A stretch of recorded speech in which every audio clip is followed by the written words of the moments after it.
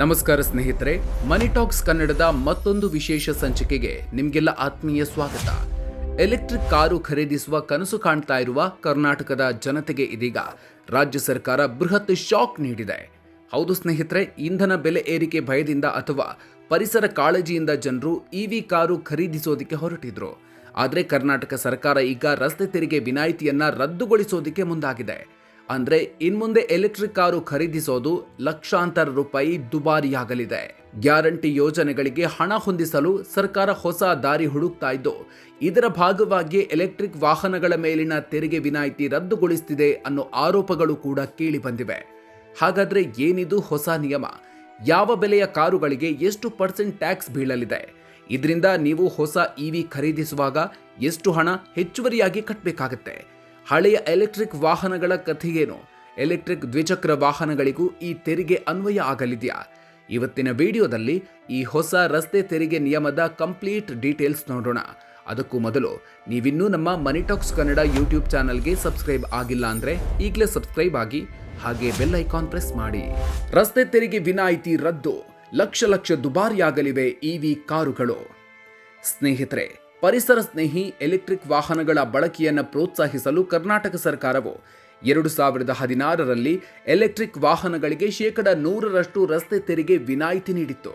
ಅಂದರೆ ನೀವು ಇವಿ ಖರೀದಿಸುವಾಗ ಯಾವುದೇ ರೋಡ್ ಟ್ಯಾಕ್ಸ್ ಕಟ್ಟಬೇಕಾಗಿರಲಿಲ್ಲ. ಆದರೆ ಇದೀಗ ಕರ್ನಾಟಕ ಮೋಟಾರು ವಾಹನ ತೆರಿಗೆ ತಿದ್ದುಪಡಿ ಮಸೂದೆ 2026ರ ಅಡಿಯಲ್ಲಿ ಈ ವಿನಾಯಿತಿಯನ್ನು ಸಂಪೂರ್ಣವಾಗಿ ಹಿಂಪಡೆಯೋದಕ್ಕೆ ನಿರ್ಧರಿಸಲಾಗಿದೆ. ಈಗಾಗಲೇ ವಿಧಾನಸಭೆಯಲ್ಲಿ ಈ ಬಿಲ್ ಪಾಸ್ ಆಗಿದ್ದು, ರಾಜ್ಯಪಾಲರ ಅಂಕಿತ ಬಿದ್ದ ತಕ್ಷಣ ಕಾನೂನಾಗಿ ಜಾರಿಗೆ ಬರಲಿದೆ. ಅಂದರೆ ಇನ್ನು ಕೆಲವೇ ದಿನಗಳಲ್ಲಿ ಈ ಹೊಸ ನಿಯಮ ಜಾರಿಗೆ ಬರಲಿದೆ. ಯಾವ ಕಾರಿಗೆ ಎಷ್ಟು ಟ್ಯಾಕ್ಸ್? ನೀವು ಕಟ್ಟಬೇಕಾದ ಹೆಚ್ಚುವರಿ ಹಣ ಎಷ್ಟು? ಹೊಸ ನಿಯಮದ ಪ್ರಕಾರ ವಾಹನದ ಬೆಲೆಯ ಆಧಾರದ ಮೇಲೆ ಲೈಫ್ ಟೈಮ್ ಟ್ಯಾಕ್ಸ್ ಅಂದರೆ ಜೀವಿತಾವಧಿ ತೆರಿಗೆ ವಿಧಿಸಲಾಗುತ್ತೆ. 10 ಲಕ್ಷ ರೂಪಾಯಿವರೆಗಿನ ಇವಿ ಕಾರ್ಗಳಿಗೆ 5% ತೆರಿಗೆ ಇರಲಿದೆ. ಉದಾಹರಣೆಗೆ 10 ಲಕ್ಷದ ಕಾರ್ಗೆ 50,000 ರೂಪಾಯಿ ಟ್ಯಾಕ್ಸ್ ಬೀಳಲಿದೆ. 10 ಲಕ್ಷದಿಂದ 25 ಲಕ್ಷ ರೂಪಾಯಿಯ ಇವಿ ಕಾರ್ಗಳಿಗೆ 8% ತೆರಿಗೆ, ಅಂದ್ರೆ 20 ಲಕ್ಷದ ಕಾರಿಗೆ ಬರೋಬ್ಬರಿ 1.6 ಲಕ್ಷ ರೂಪಾಯಿ ಟ್ಯಾಕ್ಸ್ ಕಟ್ಟಬೇಕು. 25 ಲಕ್ಷಕ್ಕೂ ಮೇಲ್ಪಟ್ಟ ಬೆಲೆಯ ಲಕ್ಸುರಿ ಇವಿ ಕಾರ್ಗಳಿಗೆ 10% ತೆರಿಗೆ ಇದೆ. ಇದನ್ನ 2010ರ ಮೇ ತಿಂಗಳಿನಲ್ಲೇ ಜಾರಿಗೊಳಿಸಲಾಗಿತ್ತು. ಈಗಲೂ ಇದೇ ಮುಂದುವರಿಯಲಿದೆ. ಒಟ್ಟಿನಲ್ಲಿ ನೀವು ಖರೀದಿಸುವ ಇವಿ ಕಾರಿನ ಬೆಲೆ ಹೆಚ್ಚಾದಂತೆ ನೀವು ಕಟ್ಟಬೇಕಾದ ತೆರಿಗೆ ಕೂಡ ಲಕ್ಷಾಂತರ ರೂಪಾಯಿ ಹೆಚ್ಚಾಗಲಿದೆ. ಹಳೆಯ ಇವಿಗಳಿಗೆ ಮತ್ತು 2 ವೀಲರ್ಗಳಿಗೆ ಇದೆಯಾ ಟ್ಯಾಕ್ಸ್? ಇಲ್ಲೊಂದು ನೆಮ್ಮದಿಯ ವಿಚಾರ ಅಂದ್ರೆ ಈ ಹೊಸ ನಿಯಮ ಕೇವಲ ಹೊಸದಾಗಿ ನೋಂದಣಿಯಾಗುವ ಕಾರು, ಬಸ್ಗಳು ಮತ್ತು ಖಾಸಗಿ ಬಳಕೆಯ ಎಲೆಕ್ಟ್ರಿಕ್ ವಾಹನಗಳಿಗೆ ಮಾತ್ರ ಅನ್ವಯಿಸುತ್ತೆ. ಹಾಗೂ ಎಲೆಕ್ಟ್ರಿಕ್ ದ್ವಿಚಕ್ರ ವಾಹನಗಳಿಗೆ ಈ ತೆರಿಗೆ ಅನ್ವಯಿಸೋದಿಲ್ಲ. ಅವುಗಳಿಗೆ ಈ ಮೊದಲಿನಂತೆಯೇ 100% ತೆರಿಗೆ ವಿನಾಯಿತಿ ಮುಂದುವರಿಯಲಿದೆ. ಇದಲ್ಲದೆ ಈಗಾಗಲೇ ರಿಜಿಸ್ಟರ್ ಆಗಿರುವ ಹಳೆಯ ಇವಿ ಕಾರು ಮಾಲೀಕರು ಹೊಸದಾಗಿ ಯಾವುದೇ ಟ್ಯಾಕ್ಸ್ ಕಟ್ಟುವ ಅವಶ್ಯಕತೆ ಇಲ್ಲ ಅಂತ ಸಾರಿಗೆ ಸಚಿವ ರಾಮಲಿಂಗಾರೆಡ್ಡಿ ಸ್ಪಷ್ಟಪಡಿಸಿದ್ದಾರೆ. ಆದರೆ ಬೇರೆ ರಾಜ್ಯದ ನೋಂದಣಿಯ ಕಾರುಗಳನ್ನ ಕರ್ನಾಟಕಕ್ಕೆ ತಂದು ರಿಜಿಸ್ಟರ್ ಮಾಡಿಸಿದ್ರೆ ವಾಹನದ ವಯಸ್ಸಿಗೆ ತಕ್ಕಂತೆ 25%ರಿಂದ 93% ತೆರಿಗೆ ಕಟ್ಟಬೇಕಾಗುತ್ತೆ. ಯಾಕೆ ಈ ಹೊಸ ಟ್ಯಾಕ್ಸ್? ಸರ್ಕಾರದ ನಿರ್ಧಾರಕ್ಕೆ ಅಸಲಿ ಕಾರಣ ಏನು? ಕರ್ನಾಟಕದಲ್ಲಿ ಈಗಾಗಲೇ ದೇಶದಲ್ಲಿ ಅತಿ ಹೆಚ್ಚು ಅಂದ್ರೆ 13ರಿಂದ 18% ರಸ್ತೆ ತೆರಿಗೆಯನ್ನ ಪೆಟ್ರೋಲ್ ಹಾಗೂ ಡೀಸೆಲ್ ವಾಹನಗಳಿಗೆ ವಿಧಿಸಲಾಗ್ತಾ ಇದೆ. ಈಗ ಇವಿಗಳ ಮೇಲೂ ಕಣ್ಣು ಬಿದ್ದಿದೆ. ಸರ್ಕಾರದ ಮಹತ್ವಾಕಾಂಕ್ಷಿ ಗ್ಯಾರಂಟಿ ಯೋಜನೆಗಳಿಗೆ ಪ್ರತಿ ವರ್ಷ 50,000ದಿಂದ 60,000 ಕೋಟಿ ರೂಪಾಯಿ ಬೇಕಾಗಿದೆ. ಸಾರಿಗೆ ಇಲಾಖೆಗೂ ಈ ವರ್ಷ 15,500 ಕೋಟಿ ರೂಪಾಯಿ ಆದಾಯ ಸಂಗ್ರಹದ ಟಾರ್ಗೆಟ್ ನೀಡಲಾಗಿದೆ. ಈ ಇವಿ ತೆರಿಗೆಯಿಂದಲೇ ಸರ್ಕಾರಕ್ಕೆ ವಾರ್ಷಿಕ 259 ಕೋಟಿ ರೂಪಾಯಿ ಆದಾಯ ಬರುವ ನಿರೀಕ್ಷೆ ಇದೆ. ಹೀಗಾಗಿ ಆದಾಯ ಹೆಚ್ಚಿಸುವ ಉದ್ದೇಶದಿಂದ ಈ ನಿರ್ಧಾರ ಕೈಗೊಳ್ಳಲಾಗಿದೆ.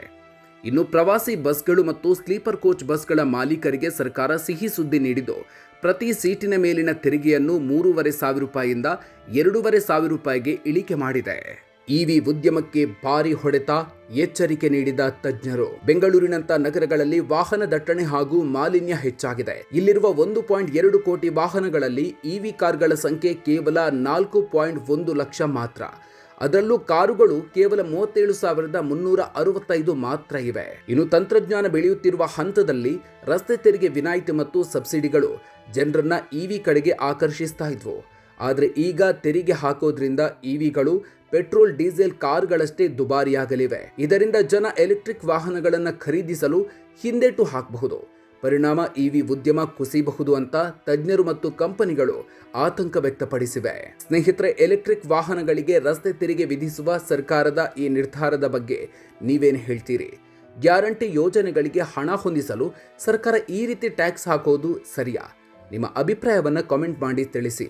ಈ ಮಾಹಿತಿ ಇಷ್ಟ ಆಗಿದ್ರೆ ವಿಡಿಯೋನ ಲೈಕ್ ಮಾಡಿ, ಹೊಸ ಕಾರ್ ಖರೀದಿಸುವ ಪ್ಲಾನ್ನಲ್ಲಿರುವ ನಿಮ್ಮ ಸ್ನೇಹಿತರಿಗೆ ಶೇರ್ ಮಾಡಿ.